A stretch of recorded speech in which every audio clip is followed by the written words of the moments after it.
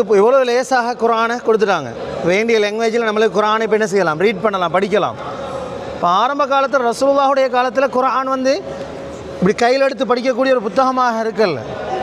அது மட்டைகள்லேயும் கல்லுகள்லேயும் முட்கள்லேயும் என்ன செஞ்சாங்க, எழுதி பாதுகாத்தாங்க. அல்லாஹ் என்ன சொல்கிறான், இன்னா நஹ்னு நஸ்ஸல்னா ذிக்ர வ இன்னா லஹு லஹாஃபிலூன். நாங்கள் குரானை எப்படி இறக்கினோமோ அதை நாங்கள் பாதுகாப்போம்ன்றாங்க குரானை.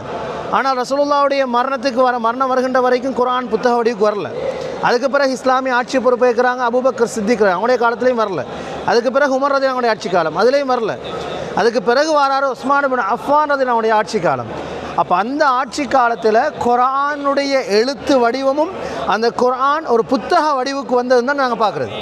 ஹிஜ்ரி 23 உஸ்மானுடைய ஆட்சி காலம். இப்போ ஹிஜ்ரி 23. இப்போ நாங்கள் இருக்கிறது 1447 47.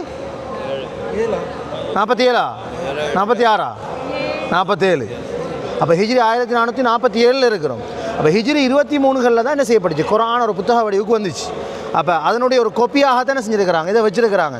இது நமக்கு படிக்கவும் முடியாது, கூட்டெழுத்து. அப்போ இந்த குரானுக்காக எவ்வளோ சேவைகள் நடந்திருக்குது.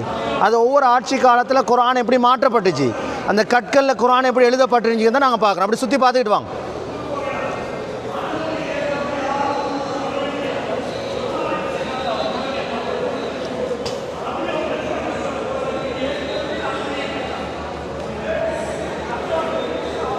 மைக் வச்சு இப்போ தான் முடியாது. மைக் யூஸ் பண்ணக்கூடாது இதுக்குள்ளே.